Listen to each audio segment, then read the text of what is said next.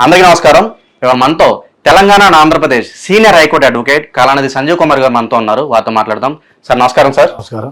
Sir, గతంలో మనం చూసాం నిర్భయ కేసు ఎంత సంచలనం సృష్టించిందో మనందరూ తెలుసు. తాజాగా కలకత్తాలో జరిగిన ఇన్సిడెంట్, ఒక ట్రైనీ డాక్టర్ని దారుణంగా రేప్ చేసి చంపేయడం జరిగింది. యాజ్ అ సీనియర్ అడ్వకేట్గా మీ ఒపీనియన్ చెప్పండి సార్. అలాగే మరి నేరస్తులకి ఎలాంటి శిక్ష పడాలంటారు? మీ ఒపీనియన్ చెప్పండి సార్. నేనైతే చాలా బాధపడ్డాను. ఇది ఆగస్టు 8 నాడు జరిగిన ఇన్సిడెంట్ కల్కటాలో RG Kar hospital, medical hospital. అది ఆ హాస్పిటల్లో అతి దారుణంగా సంజయ్ రాయ్ అనే వ్యక్తి అర్ధరాత్రి అమ్మాయి పాపం 36 అవర్స్ పనిచేసింది. 36 అవర్స్ చేసిన తర్వాత ఆమె సెమినార్ హాల్లో కొంచెం రెస్ట్ తీసుకుందామని చెప్పి ఆ టైంలో 3 గంటల నుంచి 5 గంటల మధ్యలో జరిగిన ఇన్సిడెంట్ ఇది. ఆ వ్యక్తి ఏం చేశాడంటే, సంజయ్ రాయ్ ఒక బ్లూటూత్, ఒక నెక్ పెట్టుకున్నాడు, ఇన్స్ట్రుమెంట్ లాగా పెట్టుకున్న డివైస్ అంటారు అని, డివైస్ పెట్టుకొని మొత్తానికి ఆ అమ్మాయిని రకరకాలుగా, అసలు మామూలుగా అతను వచ్చినట్టే సివిక్ వాలంటీర్ అంటారు అతన్ని, సివిక్ వాలంటీర్. చాలామంది జనరల్గా ఏదైనా ప్రభుత్వ హాస్పిటల్లో ఎక్కడైనా ఏదైనా ఇన్ఫర్మేషన్ కావాలంటే వీళ్ళని పెట్టుకుంటారు సివిక్ వాలంటీర్. ఇక్కడ మన ఇదివరకు ఆంధ్రప్రదేశ్లో ఆంధ్రప్రదేశ్ ప్రభుత్వం జగన్ గారు వాలంటీర్స్ని పెట్టుకున్నాడు. ఏదైనా సోషల్ సర్వీస్ చేయాలంటే అలాంటి వాళ్ళని వాడుకుంటారు. అట్లాగే ఇక్కడ కూడా కోల్కతాలో కూడా ఒక సివిక్ అతన్ని పెట్టుకొని వాలంటీర్ని పెట్టుకుంటే అతను ఏదో పోలీస్ స్టేషన్లో వస్తే మనకి ఏమైనా రక్షిస్తాడేమన్న ఉద్దేశంతో ఆ అమ్మాయి అతను హెల్ప్ తీసుకుంది. హెల్ప్ తీసుకుంటే అతను ఏం చేశాడంటే 3 గంటల నుంచి 5 గంటల మధ్యలో ప్రాంతంలో ఆ అమ్మాయిని అతి దారుణంగా, this is a brutal horrific crime అంటాను నేను. ఇంత క్రైమ్ నేను ఎక్కడ చూడలేదు, ఇంత హారిబుల్ క్రైమ్ ఎక్కడ చూడలేదు నేను. ఒక మహిళను పట్టుకొని అందులో పోయిపోయి ఒక డాక్టర్ అమ్మాయి, జూనియర్ డాక్టర్, సెకండ్ ఇయర్ చదువుతున్న అమ్మాయి, ఆ అర్ధరాత్రి 3 గంటల నుంచి 5 గంటల లోపల గ్యాంగ్ రేప్ జరిగింది. అది కూడా మనకి పోస్ట్ మార్టంలో తేలింది. పైపెచ్చు ప్రిన్సిపాల్, వాళ్ళ అదర్స్ పోలీస్ వాళ్ళు వాళ్ళ పేరెంట్స్కి ఇంటిమేట్ చేసి మీ అమ్మాయి సూసైడ్ చేసుకునేది రాంగ్ ఇన్ఫర్మేషన్ ఇచ్చారు. రాంగ్ ఇన్ఫర్మేషన్ మరుసటి రోజు పొద్దున 11 పేరెంట్స్ అక్కడికి వచ్చారు. పేరెంట్స్ కూడా అంత నాలెడ్జ్ లేదు. కాకపోతే పేరెంట్ అదంతా కూడా అసలు పర్మిషన్ ఇవ్వలే, లోపల రానియడానికి అలౌ చేయలే పోలీసు వాళ్ళు. తర్వాత రిక్వెస్ట్ చేస్తే 3 గంటల తర్వాత పేరెంట్ బాడీ దగ్గరికి వెళ్ళాడు, ఫోటోలు తీశాడు. ఫోటోలు తీసిన తర్వాత ఆ ఫోటోలు వాళ్ళకి షేర్ చేశాడు. షేర్ చేస్తే ఒక ఆవిడ చాలా ఇంటెలిజెంట్, ఇది ఏదో తేడా కొడుతోంది అని ఆ ఆవిడ పట్టేసింది, పసిగట్టింది. పసిగడితే దాన్ని వీళ్ళకి ఫోరెన్సిక్ ల్యాబ్ పంపించిన తర్వాత మా పోస్ట్ మార్టంలో చేస్తే తేలింది ఏంటంటగా 151 గ్రామ్స్ చేసేసాం ఏదో జరిగిందంట. అమ్మాయి బాడీలో అంతా కూడా మొత్తం అంతా బాడీ అంతా ప్రైవేట్ పార్ట్స్ అన్ని కూడా డ్యామేజ్ చేసి అర్ధ నగ్నంతో ఉందంట, హాఫ్ న్యూడ్తో ఉందంట అమ్మాయి. మా మేధావి అమ్మాయి, ఆ అమ్మాయికి గోల్డ్ మెడల్ వచ్చింది. మానవత లేదు మనకు అసలు ఎవరికి కూడా. కరోనా టైంలో నర్సులు మన అందరి ప్రాణాలు కాపాడారు. గుర్తు రాలేదా మీ అందరికీ అప్పుడు? ఆ టైంలో ఒక డాక్టర్ని మనం ఆ రకంగా చేయడం తప్పు కాదు అది. ఎక్కడికి పోతుంది మేము సమాజం, ఎక్కడికి పోతాను సొసైటీ, ఎక్కడికి పోతాను? ప్రభుత్వం ఏం చేస్తుంది అక్కడ? 6 రోజుల వరకు నాంచి 6 రోజుల తర్వాత అప్పుడు ఎవరో పిటిషన్ వేస్తే హైకోర్టులో, అప్పుడు సిబిఐ ద్వారా ఎంక్వైరీ చేస్తే అప్పుడు సిబిఐ వాళ్ళు వచ్చారు రంగంలోకి. 6 రోజులు ఏం చేస్తుంది ప్రభుత్వం? ఇలాంటి ఇన్సిడెంట్ ఎప్పుడు 6 రోజులు తక్షణమే చేయాలి, యాక్షన్ తీసుకోవాలి. 6 days ఎందుకు కామ్గా ఉంది గవర్నమెంట్? వేరే స్టేట్స్లో, ఉత్తరప్రదేశ్లో, మహారాష్ట్రలో, ఢిల్లీలో ఉద్యమాలు చేస్తున్నారు, ప్రొటెక్షన్ చేస్తున్నారు. హైదరాబాద్ కూడా కలలు రావాలి. విశాఖపట్నంలో ఎక్కడో కొంచెం చేశారంట, స్టూడెంట్స్ ప్రొటెక్షన్ చేశారట. ఎవ్వరు కూడా ఇలాంటి ఇన్సిడెంట్స్ వదిలిపెట్టే ప్రసక్తే లేదు. ఫ్యూచర్లో ఇలాంటివి ఎవరు ఉంటారు, ప్రసక్తే లేదు. ఎప్పుడైతే మనం ఉద్యమాలు చేస్తామో, గట్టిగా చేస్తామో అప్పుడే జనంలో భయం అనేది వస్తుంది. ఉద్యమాలు చేయక పైగా వాడు అన్నాడంట, చంపేసుకోండి అన్నట్ట. అంటే వాడికి ఎంత ధైర్యం చూడండి, ఎంత ధైర్యం. ఎందుకు? మన దేశంలో ఏంటంటే శాంతి, తీసుకెళ్తారు, గుడ్డలు కట్టేస్తారు, లోపల పడేస్తారు, ఎప్పుడో కానీ వాడు గురి అవ్వదు. ఇది మన దేశం యొక్క చరిత్ర. కళానిధి గారు, ఏదో సీనియర్లు ఎవరుగా చెప్పండి, ఒక నేరస్తుడు తప్పు నేనే చేశాను, ఏం చేసుకుంటారో చేసుకోండి అని చెప్పి బహిరంగంగా చెప్తున్నాడు. కానీ మన వాళ్ళు స్టిల్ ఇంకా వేరే దేశాల్లో అయితే ఈ పాటికి షూట్ చేసి అవతల పడేసేవాళ్ళు. మరి మన న్యాయ వ్యవస్థ మీద మీరు హ్యాపీగానే ఉన్నారు? మన దేశంలో అదే కదా చెప్పేది. పండిట్ నెహ్రూ గారు, మహాత్మా గాంధీ గారు అందరూ కూడా శాంతి శాంతి అని చెప్పి, ఏ వ్యక్తి అయినా ఇలాంటి కల్ప్రిట్స్ ఇలాంటి పనులు చేస్తున్నా కూడా ఇంకా శాంతి శాంతి అని చెప్పి వెంటనే మన దేశంలో ఉరి తీయట్లేదు. అదే వేరే కంట్రీలో తీసుకుని అదర్ కంట్రీస్ లో కాల్చి పారేస్తారు వెంటనే. ఇంతసేపు ఆలస్యం చేయరు వాళ్ళు అక్కడ. మన దేశంలో ఇలా అయిపోయింది. ఏం చేస్తాం? వాళ్ళకి మొహాలకి గుడ్డలు కట్టేయటం, పోలీసుల ముందు మీడియా ముందర చూపించడం, వాడిని తీసుకెళ్లి మళ్ళీ జైల్లో పడేయటం, మగ్గటం. ఎప్పుడో కానీ వాడి గురి శిక్ష మెల్లగా డిక్లేర్ చేస్తారు. కాదు, దయచేసి మన ప్రభుత్వాలు కూడా కొత్త చట్టాలు వచ్చినప్పుడు వెంటనే తక్షణమే ఇలాంటి వ్యక్తుల్ని వెంటనే గురి తీసేయాలి. ఆలస్యం చేయకూడదు. ఎంత ఆలస్యం చేస్తే ఆ కేసు అంత పెండింగ్ అయిపోతుంది. ఇంకో విషయం ఏంటంటే వాళ్ళు ఎవిడెన్స్ గా తారుమారు చేసేట, ట్యాంపరింగ్ చేసేట. పైగా ఇంకో కొత్త డెవలప్మెంట్ అక్కడ మధ్యాహ్నం అర్ధరాత్రి తెల్లవారుజాము 3 గంటల మధ్య రెనోవేషన్ కొత్తగా క్రియేట్ చేశారు. నెక్స్ట్ డే నుంచి అప్పుడే వచ్చిందా మీకు రెనోవేషన్ స్టార్ట్ చేయడం?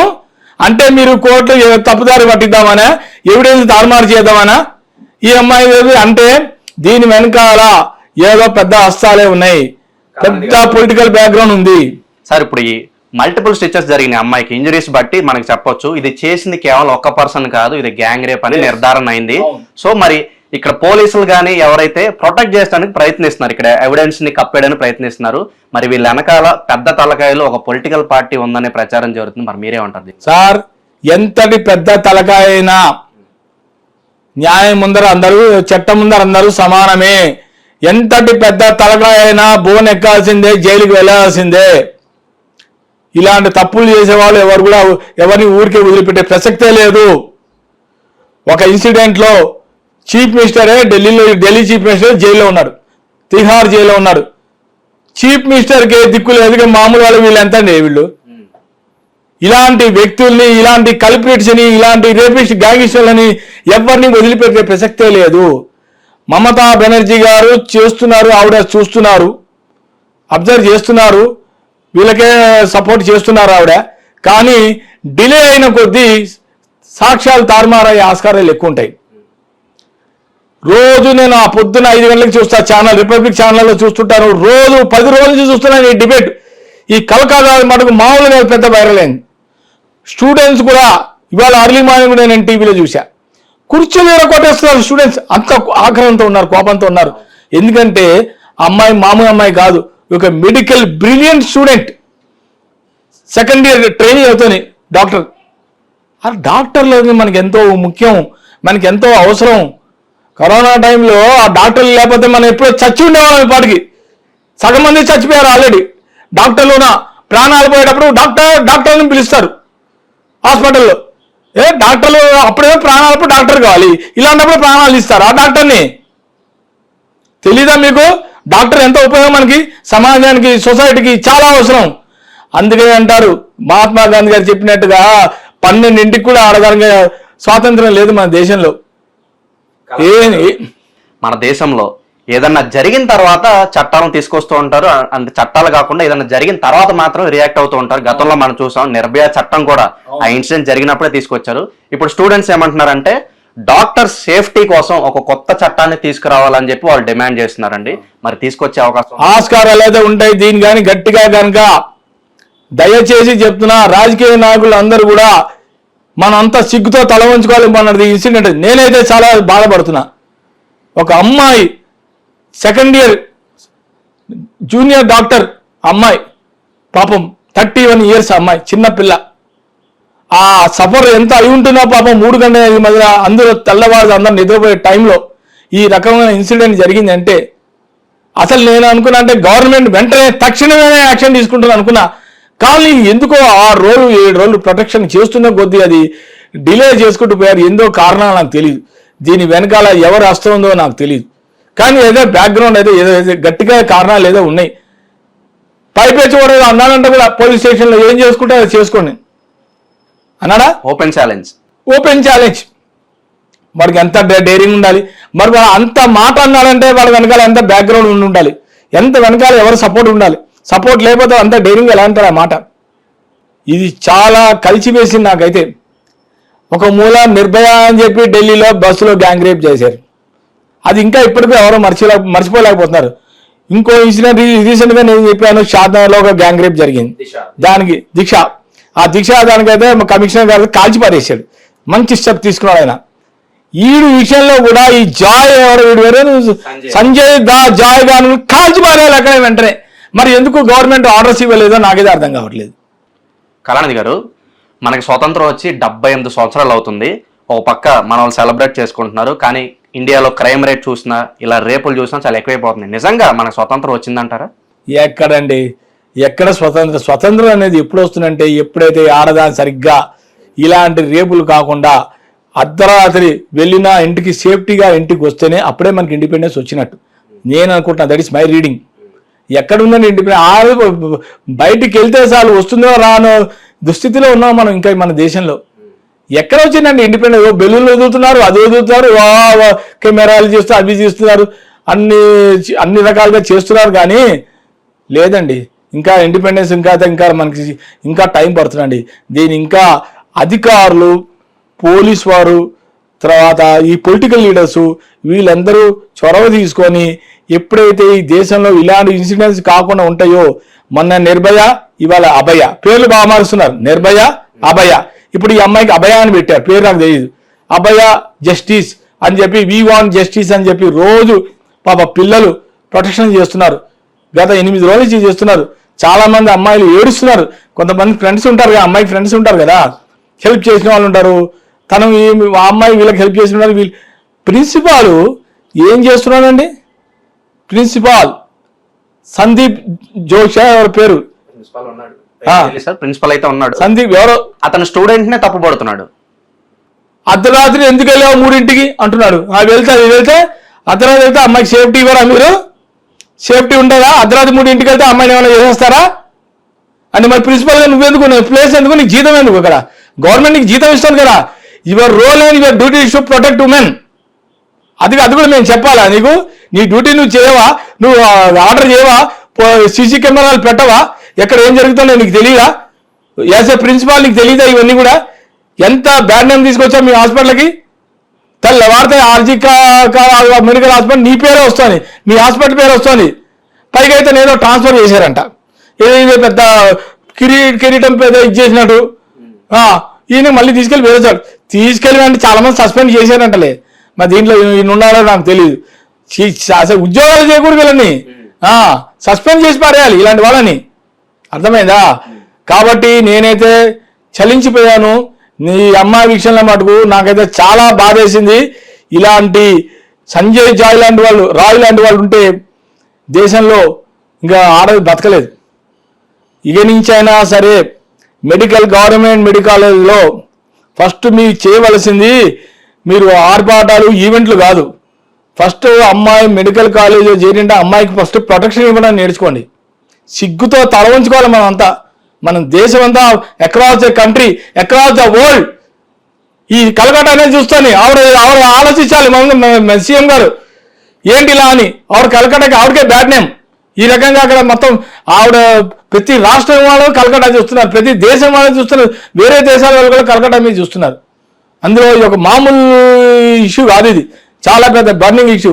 ఈ వైరల్ రేప్ ఇష్యూ మటుకు మామూలు వ్యవహారం కాదు ఇది. అందులో ఒక మెడికల్ స్టూడెంట్, అందుకే గోల్డ్ మెడలిస్ట్ అమ్మాయి. మరి ఇలాంటప్పుడు చాలా దేశాలు కూడా చాలా కోపంగా ఆగ్రహించారు, చాలా కోపంగా ఉన్నారు, చాలా సీరియస్గా ఉన్నారు. దయచేసి మేడం గారు, సీఎం గారు, మీరు ఇతని విషయంలో మటుకు ఎట్టి పరిస్థితుల్లో వదిలిపెట్టే ప్రసక్తే లేదు. ఎట్లయినా సిబిఐ వాళ్ళు చూసుకున్నారు, వాళ్ళు మొత్తం ప్రతి క్షణం ప్రతి కోణం నుంచి లాగుతారు. వాడు చేసిన ఒక బ్లండర్ మిస్టేక్ ఏంటంటే, రేప్ చేసిన తర్వాత ఒక మెడలో బ్లూటూత్ నెక్ డివైస్ ఉంది కదా, అది మర్చిపోయాడు అక్కడ. అది కంగారులో వదిలేసి వెళ్ళిపోయాడు బాడీ మీద. ఎంత పెద్ద నేరస్తుడు, చాలు పోలీసులకి ఒక క్లూ చాలు, ఏదో ఒక చిన్న క్లూ పట్టేస్తారు. తర్వాత నిదానం వీడియో చేశాడని రేపు చూసారా. పైన భగవంతుడు ఉన్నాడు, దేవుడు అనేవాడు ఉన్నాడు. ఎక్కడో ఇలాంటి తప్పులు చేసే వాళ్ళ పైన ఆయనే పనిష్మెంట్ ఇస్తాడు. వీళ్ళు ఇప్పుడు వదిలిపెట్టరు. వీళ్ళు అనుకుంటున్నారు బూటకు మాటలు, నన్ను ఏం చేయలేరులే, పోతే పోయానని. పోతే పోయి కానీ ఇక్కడ మనం కమిషనర్ కాల్ చేయాలి. అక్కడ అంతకుముందు కమిషనర్ కాల్ చేయడే అట్లా కాల్ చేయాలి. అప్పుడే మన దేశం బాగుపడుతుంది. ఇలాంటి వాళ్ళని ప్రసక్తే లేదు, వదిలిపెట్టే ప్రసక్తే లేదు. పాపం స్టూడెంట్స్ అందరు కూడా 8 రోజులు అజిటేషన్ చేస్తున్నారు ఈ ఆర్జీ మెడికల్ హాస్పిటల్ దగ్గర. ఇప్పటికీ ఇంకా జరుగుతూనే ఉంది. ఇంకా ఇష్యూ ఇంకా అప్పటికి అవ్వలేదు. చూడాలి మరి సీఎం గారు అక్కడ యాక్షన్ చాలా స్పీడ్గా త్వరగా సిబిఐ ఎంక్వైరీ చేసి త్వరగా అన్ని నిజాలు బయటపడితే ఎవరు చేశాడు, ఇంకా వెనకాల ఎవరో హస్తం ఉంది, అవన్నీ కూడా బయటకు అప్పుడే మనకి న్యాయం, వాళ్ళ కుటుంబానికి న్యాయం జరుగుతుంది కోరుకుంటున్నాం. ప్రభుత్వాలు ఇంకా చొరవ తీసుకుని ఈ కేసును త్వరగా వాళ్ళు ఇన్వెస్టిగేట్ చేయాలని కోరుకుందాం సార్. అలాగే స్టూడెంట్స్ కూడా పెద్ద ఎత్తున వచ్చి తనకు సపోర్ట్గా నిలవాలని కోరుకుందాం. ఏదైనా కూడా ఆ అమ్మాయికి త్వరగా న్యాయం చేయాలని అందరం కోరుకుందాం. దీని మీద మీ ఒపీనియన్ చెప్పినందుకు ధన్యవాదాలు సార్.